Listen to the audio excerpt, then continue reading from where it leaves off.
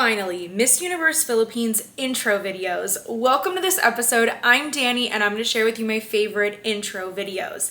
Now, if you like content like this and if you want to see even more of this episode, if you want to catch the extended version, then check out memberships. I'm so excited to see the contestants on camera. This is the part where I really start to narrow things down. Let's talk my faves, but don't forget to support your favorites by commenting their name below. Hawaii was very, very cute, very bubbly. She looked great in orange. She looked beautiful on camera. She also shared about her hearing loss. And so that could be something that's really making her stand out from the other contestants because she has that connection to the hearing impaired community, and it's very interesting. Toledo City really surprised me. She shared that she was going to school for cosmetology and then she switched her major and decided to pursue plumbing and then became the first female in her school to receive a certificate for plumbing. Now she's a plumber. And now she has my attention because she did a great job putting together this introduction video. She looked great in it. And now I'm over here like, I just want to learn more. I'm a fan. Bantayan Island, she is one of the contestants that has been on the edge of every single one of my other challenge episodes that I've released. Her images are really beautiful, but a lot of them had a gray cast over them and I wanted more warmth in her images.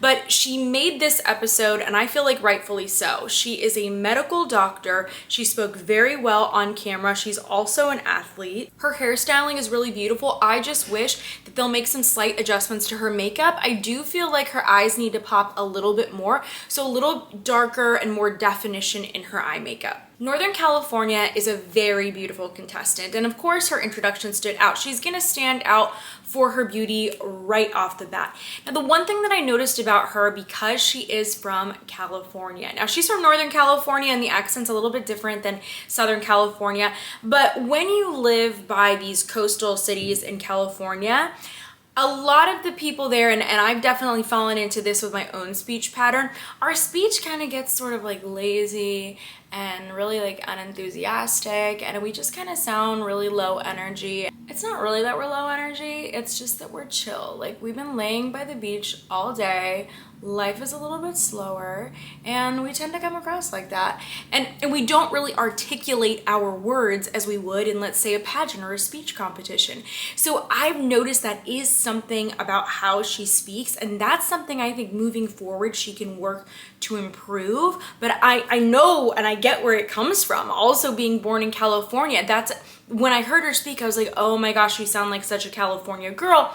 But we need to adjust our speech when we're in a competition, or else it can come across that we're just not really interested in being there. Bulacan literally made me smile. She comes across as so likable. Oh my goodness.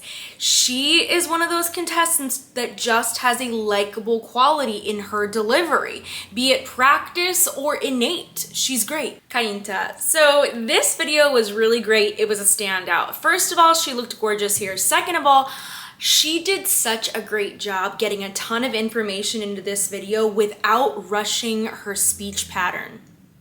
Very impressive, very natural on camera. She's one of my top picks.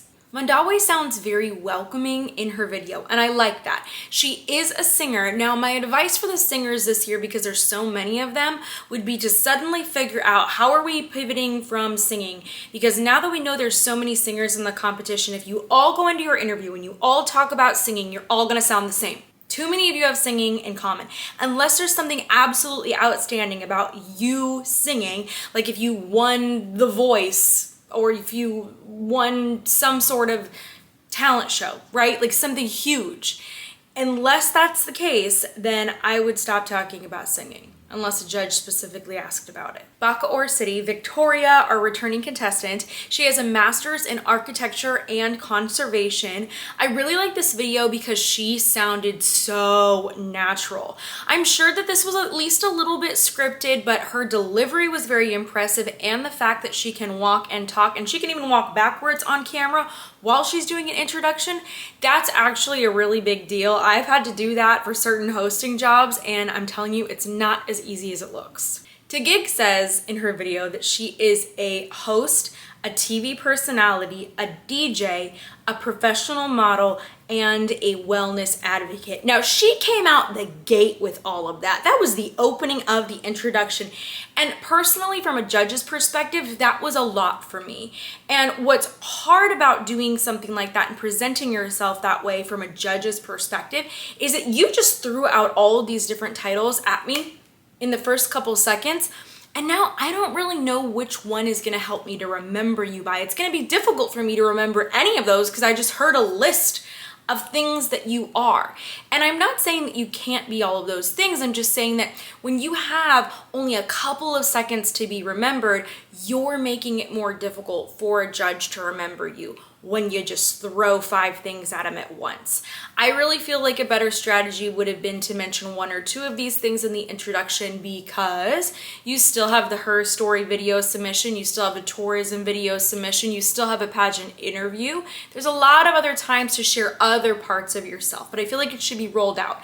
Now, aside from that, she is very, very photogenic. She's beautiful. She does have a lot of great experiences that I feel like qualifies her to be a great Miss Universe Philippines. But moving forward, I hope that she'll just like narrow things down a little bit more to make it easier for judges to figure out, well, what exactly is your brand? Like, what are your main goals? Like, I know you have lots and lots of goals, but if you had to narrow them down, what would they be? And how would this title help you to really accomplish those and excel in those areas? Baguio City is very beautiful on camera, and it's great to learn that she financed her education through scholarships. Congrats to her for that. That's not easy to do. The one thing I would suggest for her, though, is to really focus on the deeper tones of her voice. When she speaks, she sounds quite young. I presume that she is, but you don't want to come across as significantly younger than all of the other contestants. You want to definitely come across as a miss and nowhere near being a teen title holder. Pasig is a businesswoman and an athlete. She is a competitor. No wonder she is so fit. Oh my goodness. She has 2 children, and she shares the message that your dreams don't have to have an expiration date. And I feel like this is the message that all of the contestants who are now qualifying for the Miss Universe organization after they lifted the age limit restrictions, I feel like this is the message that everybody's sharing if that's why they're eligible to compete. And I would encourage all of you, if suddenly you once again got eligibility because of your age, that you would find something else, like a more specific message, because the problem is now everybody's sounding the same. Iloilo City this year is one of my standouts. She looks so beautiful consistently. Her wardrobe in this shoot was perfect. She's so comfortable on camera. She has this incredible natural confidence that I feel like comes from her being a competitive athlete. She is somebody to look out for. I feel like she, so far, has not missed when it comes to hair, makeup, and wardrobe. Australia is a finance and accounting graduate, and she is so beautiful on stage. She spoke very well in this introduction video, and a lot of contestants can speak very well on script, but I'm really curious how she sounds unscripted. I need to hear more from her. Quezon Province is a competitor. Okay, so not only was she a Binibining Pilipina title holder, she was first runner-up representing the Philippines at Miss International. That is a huge deal. She's also a businesswoman. And I will tell you, being a businesswoman or being in a business environment where you're sitting in on meetings, you're negotiating with people, you're selling your business, all of those skills come with an elevated level of confidence typically. And when I think about that, when I think about my own life and meetings that I've sat in on and this level of confidence that you gain from that, it really, really makes Quezon Province a tough competitor. As we already know she is, but I feel like the level of confidence she's getting from business is just kind of unmatched. So I'm very excited to see her compete. Top pick for me for sure. United Kingdom, I was excited for her because she's been doing very, very well in the other challenges. And I love her. I think she could be in a top 5. So we got to learn here that she works in real estate and she created Self-Esteem Queens. And it was really interesting because she was one of the few contestants to mention any type of advocacy. Now, I don't think that this was the time and place where you had to do that, but if you can do that, why not? Why not share that information with judges? She did a great job. Quezon City, for me personally, has been excelling in all of the challenges. I've really, really loved her, but she's another singer, so I want to learn something else about her. Southern California, who I also worked with, by the way, prior to this, so I'm gonna be a little bit biased, okay?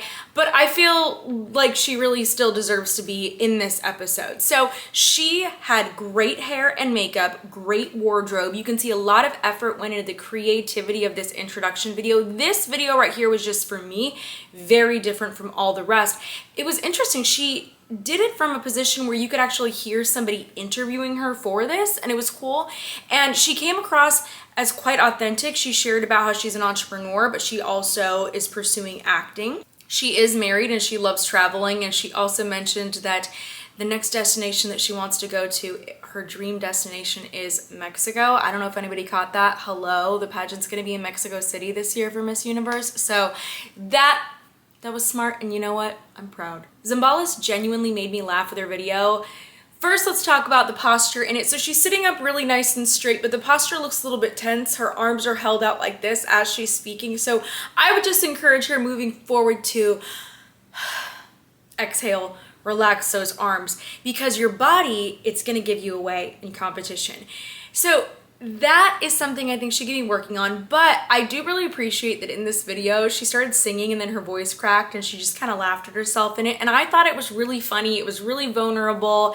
It seemed quite authentic, and it made her so likable for me personally. And I think that's really important, because I feel like when you see her, she's gorgeous. She's gorgeous. She has an incredible body. And when a contestant like that shows up at a pageant, if she doesn't smile, if she doesn't have a personality, if she just walks in like this, she's gonna come across as very unapproachable. And you don't want to come across as unapproachable when you're competing in a pageant. So this was a very, very, very smart video and smart way, I think, to market herself for this. I loved it. Bulacan was very beautiful on camera. I really appreciate the outfit changes in her video as well. And it looks like she was in some sort of traditional outfit, and she just came across as so lively. It felt very sincere. Iloilo City, I think that she is so beautiful on camera. I do, however, want some adjustments to her hair and makeup. I can't even put it into words what it is, because I'm not a hair and makeup artist. Maybe it was just the colors that were being used on her, or the style of the application, but I do want to see different hair and makeup for her moving forward. Thank you so much for joining me for this episode. Don't forget to check out my other episodes featuring my top favorites for other Miss Universe Philippines challenges. And if there's any other pageants you think that I should cover, or any episodes I should create on the channel, please let me know what you'd like to see in the comments.